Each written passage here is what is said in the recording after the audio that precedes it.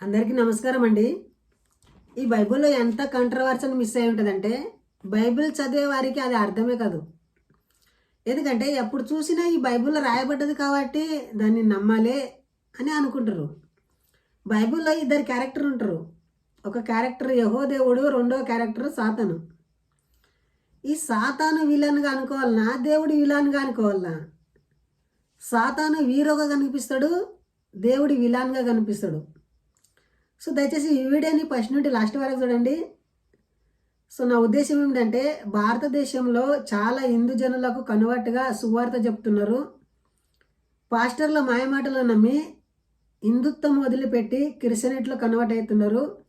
మా హిందూ సోదరుల కోసమయ్యి బైబిల్లో ఉన్న సత్యాలు చెప్పి మన మన ఒక హిందుత్వమే గొప్పది, మన దేశం గొప్పది, మన హిందుత్వము మన దేశాన్ని గౌరవిస్తుంది, దేశానికి జై కొడుతుంది. కానీ ఈ బైబిల్ మాత్రము దేశానికి జై కొట్టది. యేసుక్రీస్తు ఒక్కడే దేవుడు, బాకివాడు అంతా దేవుడు లేకుంటారు అని అంటారు. సో ఇక్కడ చూడండి, దేవుని క్యారెక్టరు మళ్ళా సాతాను క్యారెక్టర్ ఎలాంటివో నేను చదివి వినిపిస్తా. ఆదికాండము 3వ అధ్యాయంలో వాళ్ళిద్దరి చరిత్ర ఉంటుంది. ఇక్కడ మూడు క్యారెక్టర్లు చూస్తాం మనం. ఆదం అవ్వ ఒక క్యారెక్టర్ ఉంటారు, సాతానుడు ఒక క్యారెక్టర్, దేవుడు ఒక క్యారెక్టర్. ఈ ముగ్గురు క్యారెక్టర్లు ఇక్కడ చదవకన్నా మునుపు ఇక్కడ ఏం జరుగుతుందో నేను వివరించి చెప్తా. దయచేసి ఆలోచించండి. మునుపు చెప్పిన తర్వాత ఆ తర్వాత ఇక్కడ చదివి వినిపిస్తా. సో ఇక్కడ ఏం జరుగుతుందంటే దేవుడు ఒక తోటలో ఒక పండు ఉంచుతాడు. ఆ పండు తినరాదు అని చెప్తాడు. సో ఆదము అవ్వకు చెప్పిపోతాడు ఈ పండు తినరదని. సాతాను వచ్చి ఆ పండు తినుర్రి, ఆ పండు తింటే మీరు చావరు అంటారు. దేవుడు ఏమంటాడు, ఆ పండు తినకుర్రి, తింటే చస్తారు అని దేవుడంటే, సాతానుడు ఏమంటాడు, ఆ పండు తినుర్రి, ఆ పండు తింటే చావరు అని అంటారు. సో మధ్యలో ఈ ఆదము అవ్వ కన్ఫ్యూజ్ అవుతారు. అంటే సాతాను మాట అయినల్నా, దేవిని మాట అయినల్నా, ఎవరిదన్నా ఒకరు నిర్ణయం తీసుకోవాలి కదా. సో వీళ్ళు ఏం చేశారంటే సాతాను మాట విన్నారు. సో నిజానికి సాతాను చెప్పిన మాటల్లో వాళ్ళకు నమ్మకం కలిగింది.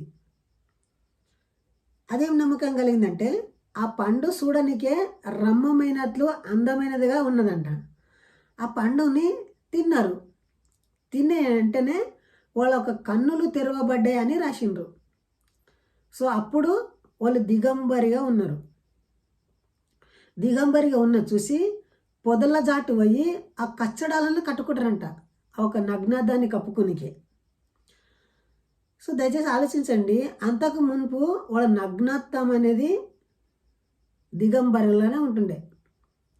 సో ఎప్పుడైతే సాతాను చెప్పానో, అరే మీరు దిగంబరులుగా ఉన్నారా, మీరు బట్టలు తొడుకోండి, మీ నగ్నత్వం అంతా చూడలేకపోతున్నాము అంటున్నానంటే, అంత భయంకరమైన సిచ్యువేషన్లో వాళ్ళు వెంటనే శరం వచ్చింది వాళ్ళకు. అరే మేము నిజంగానే భయంకరంగా నగ్నంగా ఉన్నాం కదా, దేవుడు మా కన్నులు మూసివేసిండే కదా అంటే, ఆయన కళ్ళకు గంతలు కట్టి, ఆదం అవ్వ కళ్ళకు గంతలు కట్టి కింద నగ్నత్వాన్ని చూపిస్తున్నాడు జనాలకు, సాతానుకు. ఈ సాతాను చూసి ఏమంటాడు, అరే మీరు నగ్నంగా ఉన్నారా, మీరు ఆ పళ్ళు తినుర్రి, ఆ పండ్లు తిని అంటేనే మీ నగ్నత్వం మీకు తెలుస్తుంది అంటనన్నాడు. ఆయన పండు తిన్న రోజునే వాళ్ళ నగ్నత్వం వాళ్ళ గుర్తుకొచ్చింది. అరే సాతాను చెప్పిన మాట నిజము, మా నగ్నత్వం నిజంగా, మా నగ్నత్వం కనిపిస్తుంది మాకు అంటున్నాని వాళ్ళు కచ్చడాలు కట్టుకున్నారు. ఇప్పుడు ప్రపంచంలో క్రైస్తవులు అందరూ బట్టలు వేసుకున్నారంటే సాతాను వాళ్ళనే వాళ్ళు బట్టలు వేసుకొని తిరుగుతున్నారు. ఇది వాస్తవం. సాతాను ఈయన ఆ పండు తిననీయకుంటే ఇక్కడ రోడ్డు మీద తిరిగేటోళ్ళు అందరూ, క్రైస్తవులు అందరూ బట్టల తిరిగేటోళ్ళు. ఎందుకంటే దేవుని ఉద్దేశం అదే. నహోమి గ్రంథము 3వ అధ్యాయము 5వ వచనములో ఏమంటాడంటే, నీ నగ్నత్వాన్ని నేను చూపిస్తా, నీ చెంగు లేపి నీ ముఖం మీద వేసి నీ నగ్నత్వాన్ని జనులకు చూపిస్తా అని అంటాడు. సో ఇక్కడ కూడా సో స్త్రీకి ఆ ఒక ప్రసవాదన జరుగుతుంది, ప్రియుడు అవుతుంటాయి కదా, అవి అంతా కాళ్ళపొట్టి కారేదంట ఆమెకు. బ్లోడ్ అంతా కాలపొట్టు కాలేదంట. అంత భయంకరమైన సిచ్యువేషన్లో కూడా దేవుడు వాళ్ళకు కచ్చడాలు చేయపాయి. సో చూడండి ఎంత భయంకరమైన బైబిల్లో ఉంటుంది. ఈ బైబిల్ని అమెరికా రాష్ట్రంలో ఏమంటుంటారంటే ఇది ఒక సెక్స్కల్ బుక్, ఇది బూతు గ్రంథము, ఇది చదవరదని పిల్లలకు నిషేధం అంటే చెప్పారు. మన భారతదేశంలో కానీ పాస్టర్లు ఇల్లు ఇల్లు తిరిగి ఇది పవిత్ర గ్రంథము అని ఇక్కడ రాశారు చూడండి, ఇది పవిత్ర గ్రంథము, దీన్ని చదవండి అని చెప్తుంటారు, మత మార్పిడి చేస్తుంటారు. నా ఉద్దేశం ఏమిటంటే హిందూ సోదరుల గురించి టార్గెట్ చేసి మాట్లాడుతుంటా. ఎందుకంటే హిందువులని మత మార్పిడి చేస్తుంటారు కాబట్టి అలా చేయకండి. అలా హిందువులు కూడా అలా మోసపోకండి. పాస్టర్ల మాయవల పడి మీరు వెళ్ళిండ్రంటే మన పద్ధతులు అన్నీ మార్పిస్తారు. వాళ్ళు బొట్టు తీపిస్తారు, గాజులు తీపిస్తారు, ఇంకా తెల్లజీర కట్టిపిస్తారు,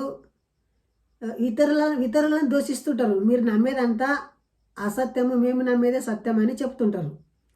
సో ఇలాంటి కళాల వాడి, ఇలాంటి కష్టాల వాడి చాలామంది క్రీస్తుని నమ్ముకున్న వాళ్ళే కష్టాల పాలవుతుంటారు.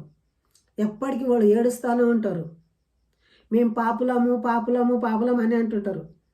బైబుల్ అనేది ఒక మనిషిని పాపినిగా చేస్తుంది. బైబుల్ని నమ్ముకున్నావు అంటే ఫస్ట్ నువ్వు పాపిని అంటే ఒప్పుకున్నాలంట, అప్పుడే నువ్వు పరిశుద్ధ అని అనబడతాడంట. సో దయచేసి ఆలోచించండి. ఇంత మిస్అండర్స్టాండింగ్ అయిన కంట్రవర్జన్ బైబిల్లో ఉంటుంది కాబట్టి నిజాన్ని తెలుసుకొని మన ప్రౌఢత్వం నుండి దూరం కావాలి, అన్యాయాల నుండి మనం విడుదల పొందాలి, మన దేశాన్ని మన రాజ్యాన్ని గౌరవించాలి, మన రాజ్యాంగాన్ని మనం గౌరవించాలి, మంచి మంచి భక్తుల గురించి మనం తెలుసుకోనలే. సో దేశం కోసమై పోరాడినటువంటి వీరులు ఎంతోమంది ఉన్నారు, వాళ్ళ గురించి తెలుసుకునలే. బైబిల్ గురించి తెలుసుకుంటే ఏముంటుంది, అప్పుడు చూస్తే ఇస్రాయేలే దేవుడు అంటాడు, పరలోక రాజ్యం అంటానంటాడు. ఇట్లా రకరకాలుగా చెప్పి మన భారతదేశానికి ఉపయోగపరమైన మాటలు నాకైతే బైబిల్లో కనబడాయి. దయచేసి ఆలోచించండి. సో సత్యాన్ని తెలుసుకుంటారని ఉద్దేశిస్తూ ఈ వీడియో ఇంతటితో ముగిస్తుండా. జై హింద్, వందే మాతరం.